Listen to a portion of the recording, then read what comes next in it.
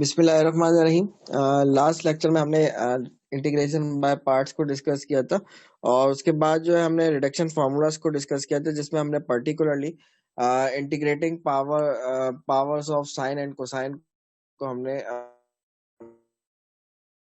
हमने जो है बेसिकली ये दो इंटीग्रल्स को देखा था। इनके दो ही फार्मूलाज को डिस्कस किया था, जिसमें से मैंने आपको साइन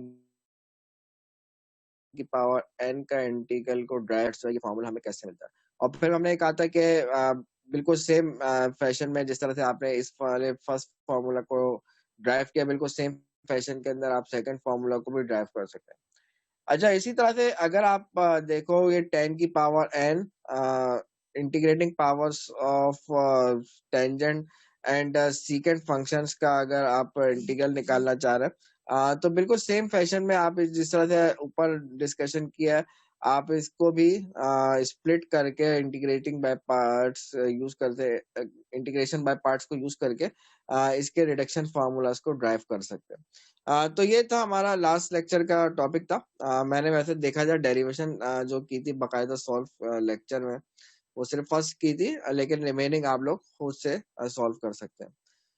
तो हम अब इस टॉपिक को फर्दर इस यहीं से हम एक्सटेंड करते हैं।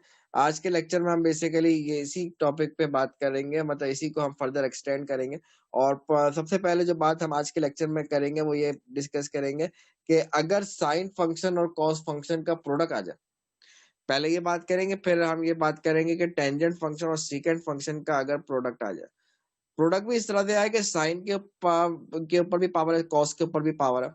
इसके इस तरह के अगर क्वेश्चन आ जाए, इस तरह के प्रोडक्ट्स अगर आ जाए इंटीग्रल साइन के अंदर, या फिर हमारे पास टेंजेंट के ऊपर भी पावर है, सीकेंट फंक्शन के ऊपर भी पावर है, और इंटीग्रल साइन के अंदर इसके प्रोडक्ट्स हमारे पास अगर आ जाए, तो इसको किस तरह से डील करना है।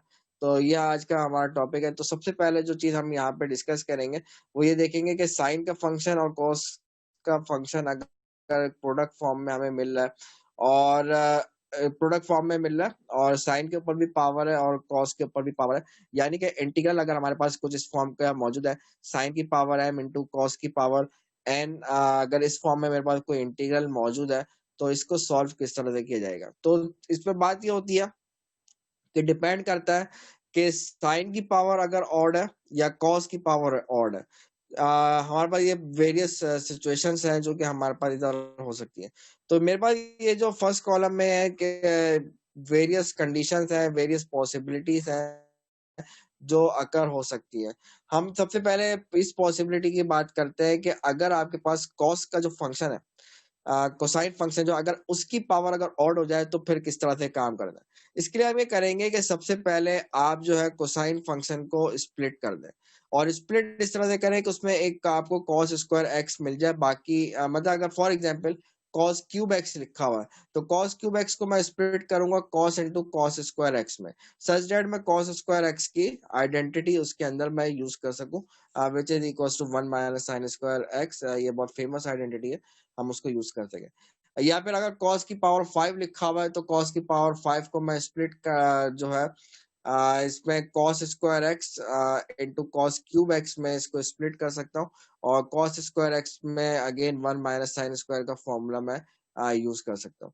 तो पहला काम तो ये है कि cos x को स्प्लिट करें, फिर रेलिवेंट आइडेंटिटी भी हमने लगा दी।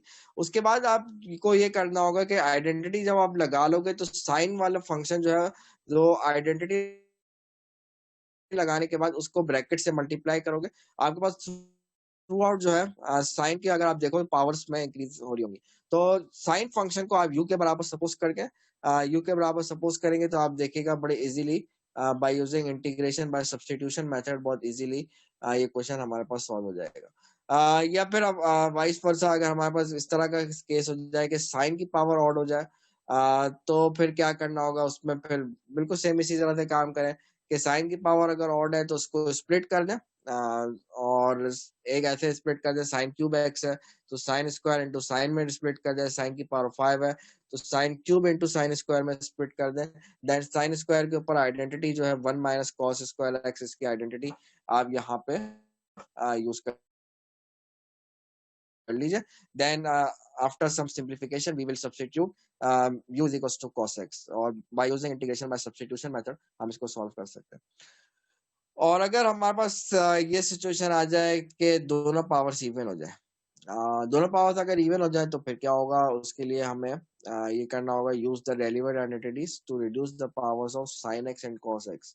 और रेलेवेंट आइडेंटिटीज हमारे पास इधर क्या है कि sin स्क्वायर के ऊपर ये हाफ एंगल फॉर्मूला, और cos स्क्वायर x के ऊपर भी हाफ एंगल फॉर्मूला जो है उनको यूज करके आप इसको कुछ रिड्यूस करें, पावर्स sin x और cos x की पावर्स को रिड्यूस करें। तो लेट्स सी इस तरह के एग्जांपल्स इसके हम देख लेते हैं कि इस तरह के क्वेश्चंस को कैसे सॉल्व करना है। तो लेट्स से मैं सबसे पहले एग्जांपल जो यहाँ पे डिस्कस करूंगा वो ये है कि मेरे पास अगर आपसे इंटीग्रल दे दिया जाए कि साइन की पावर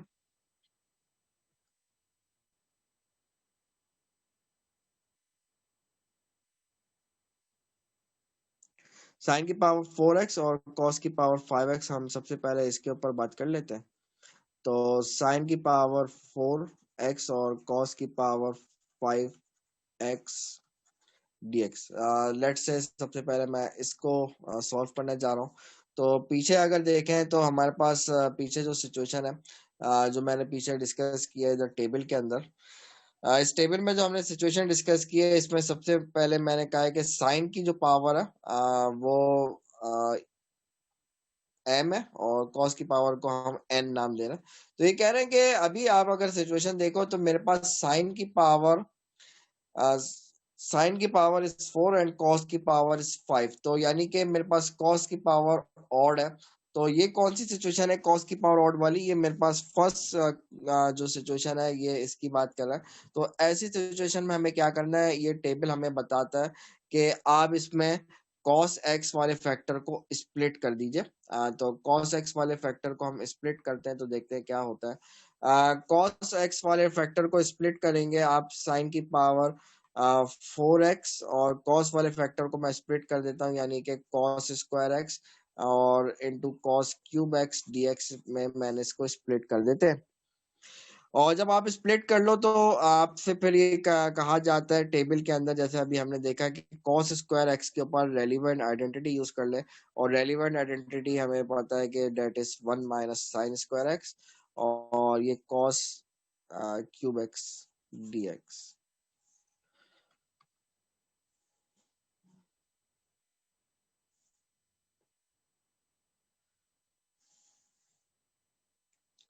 एक काम ये भी किया जा सकता है कि मैं इसमें कॉस क्यूब एक्स है ना, इसको मैं एक काम अगर ये कर लूं कि इसको फर्दर ब्रेक कर लूं, इसको इस फॉर्म में ब्रेक ना किया जाए बल्कि इसको हम ब्रेक कर लें, इसको थोड़ी सी हमें आसानी हो जाएगी इस तरह। कॉस स्क्वायर एक्स का स्क्वायर, और सिर्फ एक कॉस को मैं बाहर रहने दूं, बाकी इसको इस फॉर्म में रख दें। तो इसका फायदा क्या होगा अभी आपको खुद ही इसका फायदा नजर आएगा।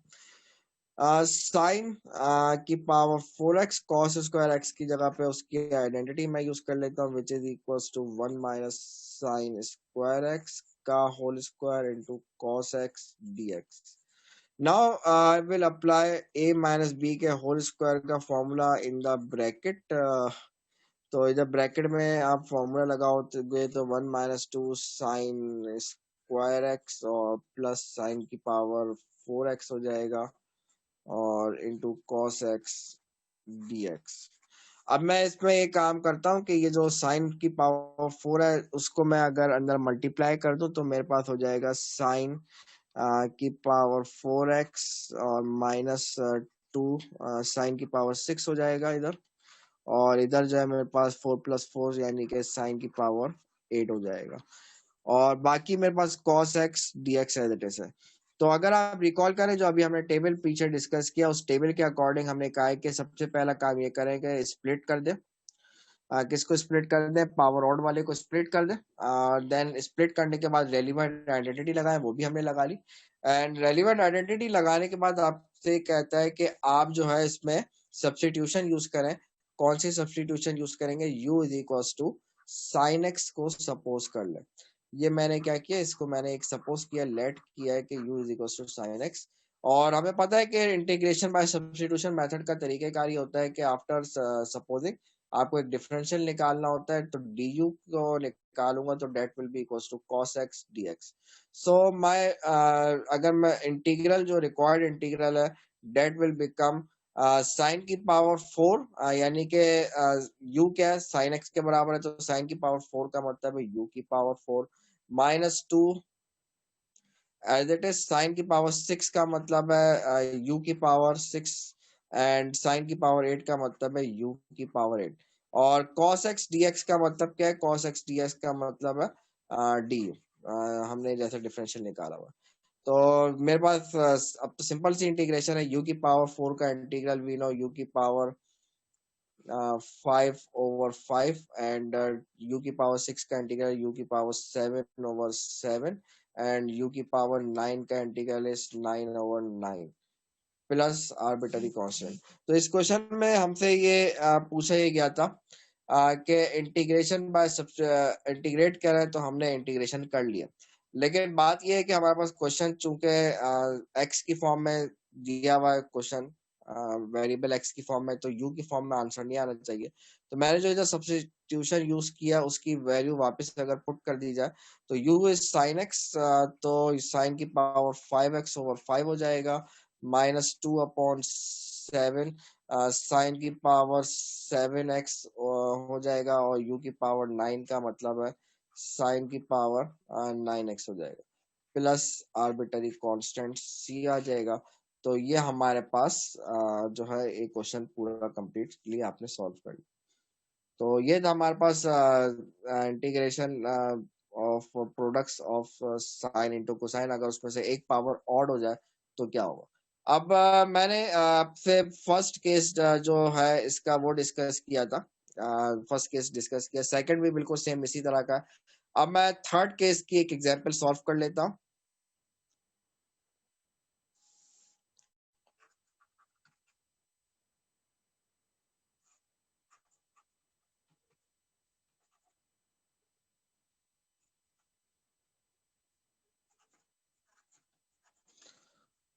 अच्छा, तो ये हम इसको सॉल्व करते हैं। ये कौन सी सिचुएशन है, अगर आप टेबल में से देखो तो टेबल में ये थर्ड सिचुएशन है। थर्ड सिचुएशन ये कहती है कि जब दोनों पावर, साइन की पावर और कॉस की पावर, जब दोनों जो है आपके पास इवन हो जाए। अच्छा, ये दोनों डिफरेंट नंबर भी हो सकते हैं। इस क्वेश्चन में एम और एन जो है सेम नंबर मैंने लिए हुए, लेकिन बहरहाल इवन नंबर हो, एक स्क्वायर है दूसरा पावर 4 हो सकता है, या कोई भी इवन नंबर। तो मेरे पास इसमें रेलिवेंट आइडेंटिटी हमसे क्या गया है कि हाफ एंगल फॉर्मूला, उसको यूज करें। और हाफ एंगल फॉर्मूला अगर आप देखो तो साइन स्क्वायर एक्स जो है ये बराबर होता है 1/2 इंटू 1 - cos 2x के इक्वल होता है, और cos स्क्वायर एक्स जो है ये इक्वल होता है 1/2 इंटू 1 + cos 2x के इक्वल होता है। तो अगर मैं यहाँ पे ये रेलिवेंट आइडेंटिटीज यहाँ पे यूज करूँ तो I will get 1/2 into 1 - cos 2x। ये मैंने साइन स्क्वायर एक्स की जगह रखा हुआ, पुट किया है। तो इसमें अगेन मेरे पास पावर स्क्वायर अभी भी एक बचेगी। इसी तरह से कॉस स्क्वायर एक्स की जगह पे मैं ये वाली आइडेंटिटी यूज करूं, तो ये हो जाएगा 1/2 इंटू 1 + cos 2x का स्क्वायर। तो ये कॉस स्क्वायर एक्स की वैल्यू पुट किया, तो एक स्क्वायर अभी भी बचेगा, तो ये dx। अच्छा, ये 1/2 का स्क्वायर इस 1/4, एक 1/4 यहाँ से निकलेगा, तो 1/16 इसको इंटीग्रल के साइन से बाहर लिख देते हैं। और इधर मेरे पास आ गया 1 - cos 2x का whole square into 1 + cos 2x का होल स्क्वायर।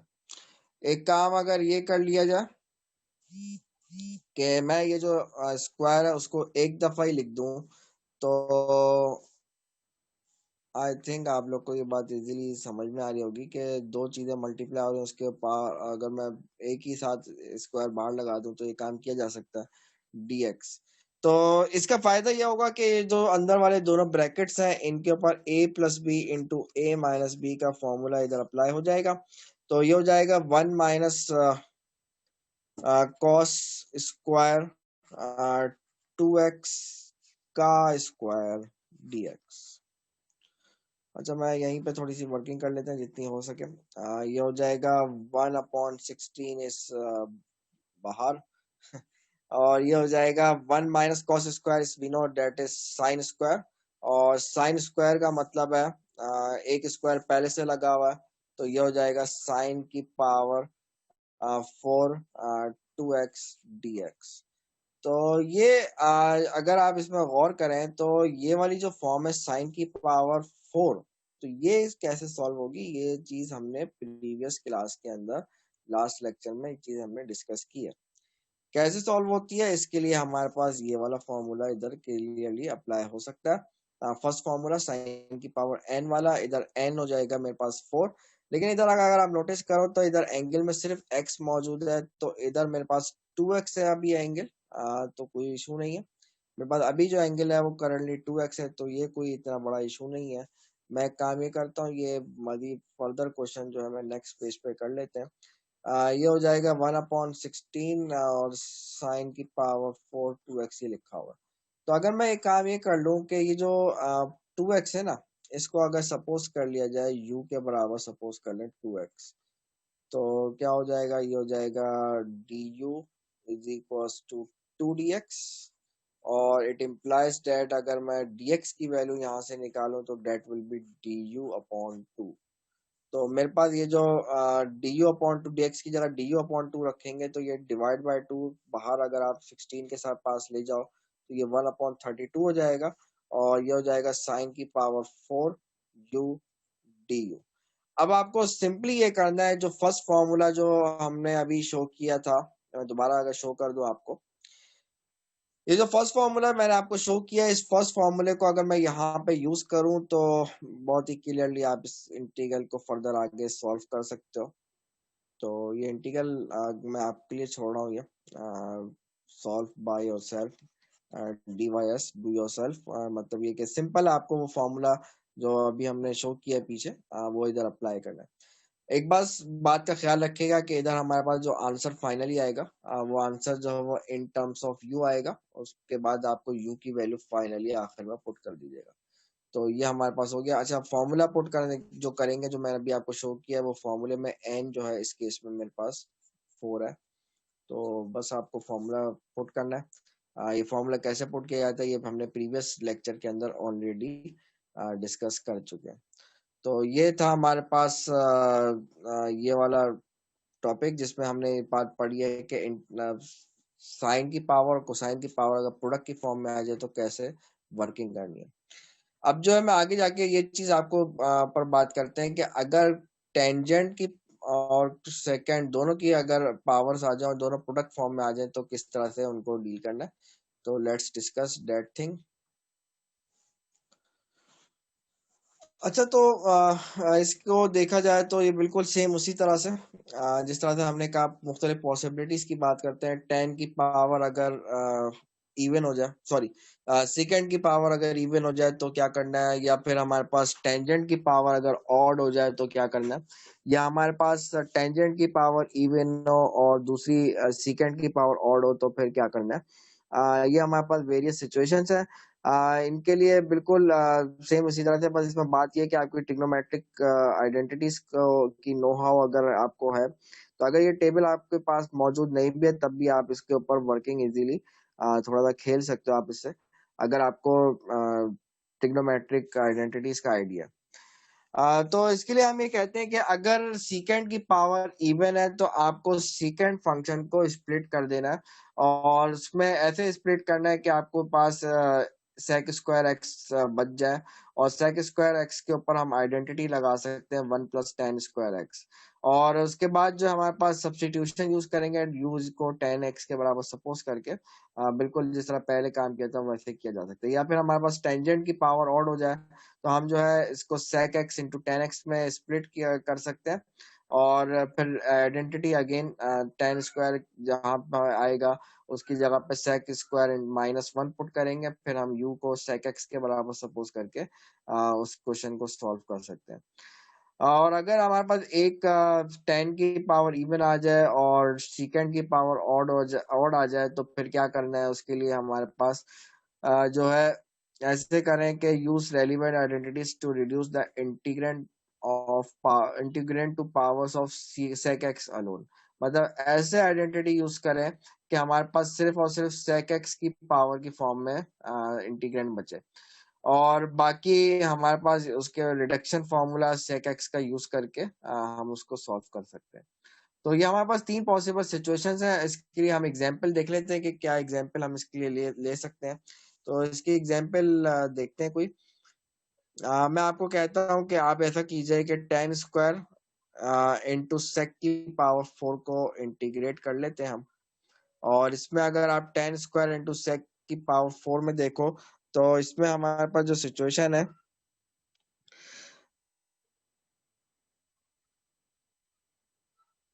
इसके अकॉर्डिंग जो हमारे पास सिचुएशन है कि सेक की पावर 4 है, यानी कि हमारे पास जो बात है इसमें आप पार्ट जो फर्स्ट वाला जो मैंने रॉ लिखी हुई है वो आप इसमें इधर अप्लाई कर सकते हो। इसमें ये कह रहा है कि अगर सेक की पावर 4 यानी कि अगर एन अगर इवन है तो ये वाली सिचुएशन इसमें आपको अप्लाई हो रही है, और बाकी दोनों सिचुएशन नहीं हो रही है। तो 10 स्क्वायर इंटू सेक की पावर 4 को हम देखते हैं कि इसके ऊपर क्या किया जा सकता है। एक ये सवाल ले लेते, 2 एग्जाम्पल हम इसके लिए भी कर लेते हैं। तो 10 स्क्वायर इंटू सेक की पावर 4 को let's solve this example. Let's go to next page. I am solving integrating 10 square x into sec की पावर 4x dx। तो जैसा अभी हमने डिस्कस किया इसमें फर्स्ट वाली सिचुएशन हमारे पास इधर अप्लाई हो रही है। तो फर्स्ट वाली सिचुएशन हमारे पास अप्लाई करने के लिए मैंने इसमें कहा है कि अगर ये फर्स्ट सिचुएशन है तो आपको करना क्या है कि सेक स्क्वायर एक्स के फॉर्म में इसको स्प्लिट कर देना है। तो कर लेते हैं, यानी कि 10 स्क्वायर एक्स इंटू सेक की पावर 4 है, तो इसको sec square x into sec square x लिखा जा सकता है, या दूसरे लफ्जों में सेक स्क्वायर की power whole power into sec square में कर दिया। उसके बाद 10 स्क्वायर एक्स और आपने रेलिवेंट आइडेंटिटी यूज करें। What is relevant identity? Relevant identity हमें पता है सेक जो है ये 1 प्लस 10 स्क्वायर के बराबर होता है। तो यहाँ पे ये रेलिवेंट आइडेंटिटी यूज कर लेते हैं। सेक जो है 1 प्लस 10 स्क्वायर एक्स के इक्वल होता है। बाकी सेक स्क्वायर एक्स या दैट इज, उसके बाद ये 10 स्क्वायर एक्स जो है, सॉरी, ये 10 स्क्वायर एक्स जो है इसको अंदर ब्रैकेट में मल्टीप्लाई कर देते हो, तो we will get 10 square x plus 10 की power 4x and sec square x dx। Then according to column, according to table जो हमने अभी डिस्कस किया उसके अकॉर्डिंग हमें अब सपोजिशन यूज करनी होगी कि u जो है ये बराबर है 10x के बराबर है। तो ये सपोजिशन आप यूज करके u 10x के बराबर है तो इसका डिफरेंशियल आप लोगे, तो इसका differential will be, we know 10 का derivative is sec square x dx। So I think it is very easy to solve now, और बहुत इजीली आप इसको सॉल्व कर सकते हैं। ये 10 की पावर स्क्वायर का मतलब है इस u स्क्वायर, एंड 10 की पावर 4 का मतलब है u की power 4। sec square x into dx का मतलब है du। यू स्क्वायर का इंटीग्रल हमें पता है यू क्यूब अपॉन 3 होता है, और यू की पावर 4 का इंटीग्रल हमें पता है यू की पावर 5 अपॉन 5 होता है। तो ये सॉरी अभी आंसर नहीं आया। आंसर मेरे पास यू की फॉर्म में क्यों आ रहा है, मुझे एक्स की फॉर्म में चाहिए, तो जो सपोजिशन की है उसको हम वापस यहाँ पे सब्स्टिट्यूट कर लेते हैं।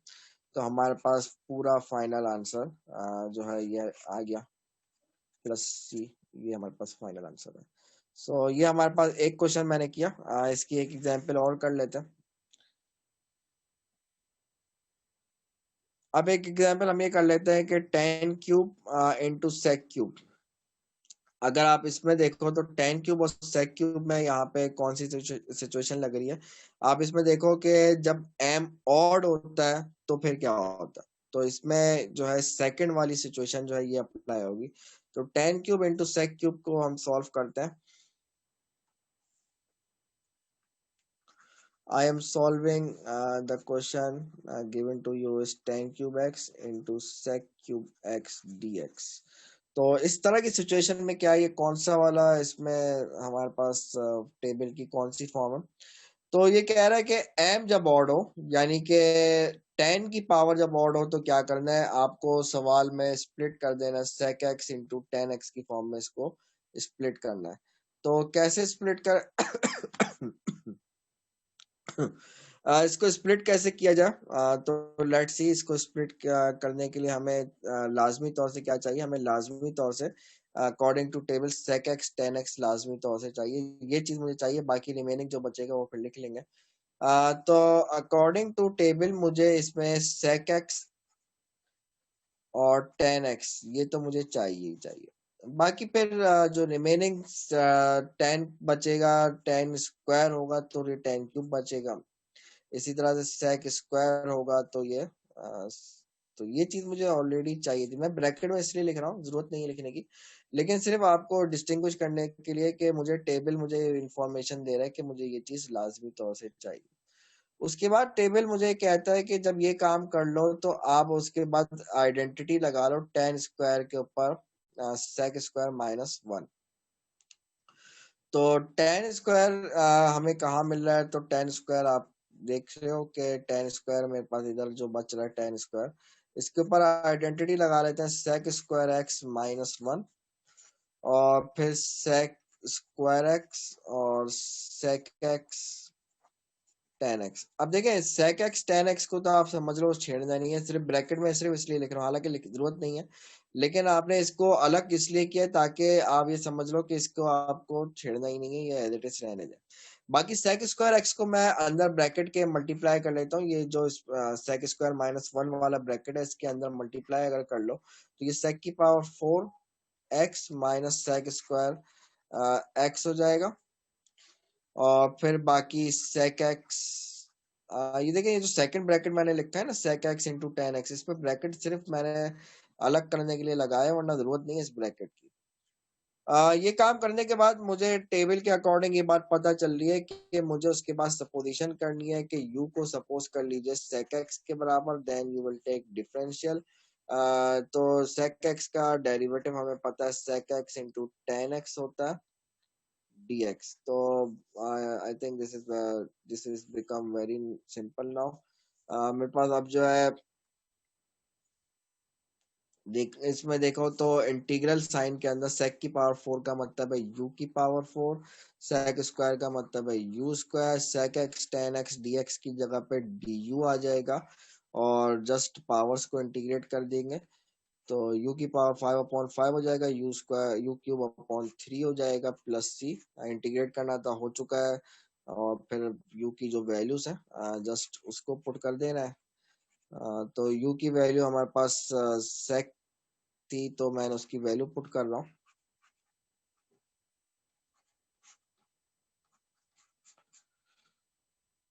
सो ये हमारे पास हो गया भाई। तो इसमें हमने जो चीजें हमसे पूछी गई थी वो हमने यहाँ पे परफॉर्म कर ली। ये हमारे पास दूसरी सिचुएशन थी जो हमें यहाँ पे करनी थी।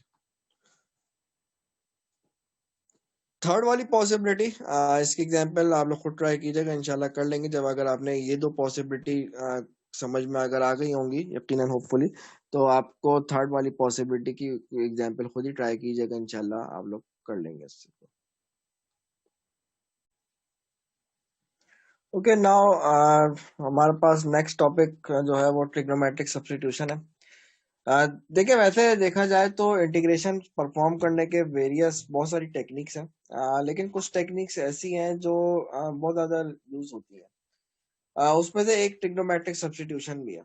ऐसा अभी तक हमने जो इंटीग्रेशन परफॉर्म करने की टेक्निक्स डिस्कस की है, ऐसा उसमें हमने डिस्कस किया trigonometric sorry integration by substitution method को डिस्कस किया, बाय पार्ट्स को डिस्कस किया, और ये थर्ड मेथड है इंटीग्रेशन ट्रिग्नोमेट्रिक सब्स्टिट्यूशन। और अभी जो हमने रिसेंटली जो टॉपिक पढ़ा है, अगर रिडक्शन फॉर्मूला की बात करें तो वो भी इंटीग्रेशन बाय पार्ट्स से ही सॉल्व हो रहा होता है, तो इसलिए मैं उसको अलग डिस्कशन में नहीं डाल रहा हूँ। और इसी तरह से अभी जो मैंने रिसेंटली जिन जो एग्जांपल सॉल्व किए कि प्रोडक्ट्स ऑफ साइन कोसाइन या प्रोडक्ट्स ऑफ टेन सेकेंड उनकी पावर्स की फॉर्म में अगर आ रहा हो, तो उसमें भी आप देख रहे हो तो उसमें substitution method he in the and बाद में लग रहा होता है। तो ये कुछ मेथड्स ऐसे हैं जो कि बहुत ज्यादा हमारे पास यूज हो रहे होते हैं, ज्यादातर हमारे पास क्वेश्चन इनमें से किसी न किसी मेथड से सॉल्व हो जाता है। अब बात यह है कि आपको पहचानना खुद ही है कि यहाँ पे मेथड कब कौन सा अप्लाई होगा। मैं हर मेथड के शुरू में बताता भी जा रहा हूँ कि ये वाला मेथड लगना कब है, सब्स्टिट्यूशन मेथड कब लगना है। ये चीज मैं ऑलरेडी जब ये टॉपिक पढ़ा रहा था ये बात बताई थी कि ये लगता है कैसे है। लगता है कैसे का मतलब यही है कि ये लगना कब है ये बात भी उसमें आ जाती है। और इंटीग्रेशन बाय पार्ट्स में भी ये बात मैं डिस्कस कर चुका हूँ कि इंटीग्रेशन बाय पार्ट्स लगता कब है, जब दो फंक्शंस आपस में मल्टीप्लाई हो रहे हो और इन दोनों में से कोई भी एक दूसरे का डेरिवेटिव ना हो। तो उस वक्त जो है आप इंटीग्रेशन बाय पार्ट्स को यूज करते हैं। और ये हमारे पास जो मेथड है now trigonometric substitution. Trigonometric substitution ये यूजुअली उस वक्त लगाया जाता है जब उसमें आप ये समझ लें कि हमारे पास जो इंटीग्रेंट दिया हुआ है उसमें इंटीग्रेंट जो है, अगर वो इंटीग्रेंट जो है इस इन तीन में से जो फॉर्म्स है हमारे पास, इन तीन फॉर्म्स में से कोई सी एक फॉर्म आ रही है इंटीग्रेंट के अंदर, किसी भी फॉर्म में आ रहा हो, मतलब might be it is in numerator denominator, मतलब कभी भी आपको इंटीग्रेंट के अंदर ये फॉर्म नजर आए। एक चीज मैं और बता दूं कि यहाँ पे स्क्वायर रूट जो लगा हुआ है ये जरूरी नहीं कि स्क्वायर रूट हो, ये क्यूब रूट भी हो सकता है, ये आपका कोई और सा रूट भी हो सकता है, nth root, any root it is possible. तो इंटीग्रेंट में जब भी इस फॉर्म की चीज आ रही हो तो आप इसमें ये ट्रिग्नोमेट्रिक सब्स्टिट्यूशन यूज करते हैं। होता ही है कि अगर आपके पास इंटीग्रेंट के अंदर a square minus x square आ रहा है तो आप जो है जो है सब्स्टिट्यूशन यूज करेंगे x is equal to a sine theta.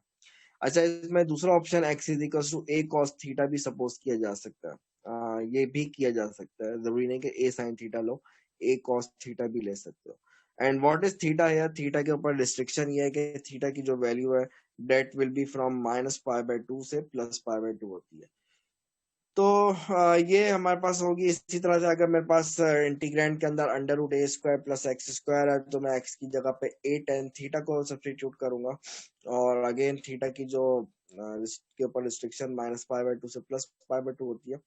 और इन द लास्ट अगर मेरे पास x square minus a square लिखा हुआ है तो मैं उसकी जगह पे x is equal to a sec theta को सपोज करूंगा और थीटा के पे रिस्ट्रिक्शन या 0 से π/2, देन π/2 से पाई होती है, वेयर π/2 इज नॉट इंक्लूडिंग। और अगर आप देखें तो ये मेरे पास तीन पॉसिबिलिटीज हैं। तो इसको सॉल्व किस तरह से किया जाएगा, हम इसके लिए कुछ एग्जांपल ले लेते हैं। बहुत इजी सा है। मैं इसके दो एग्जांपल इसकी भी आप लोग को करा देता हूँ। तो इसके लिए मैं एक एग्जांपल ले लेता हूँ कि लेट्स से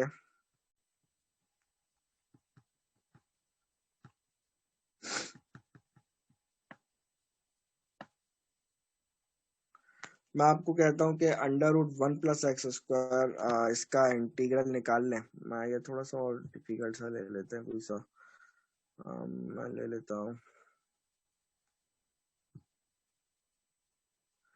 ये वाला ले लेते हैं, चल।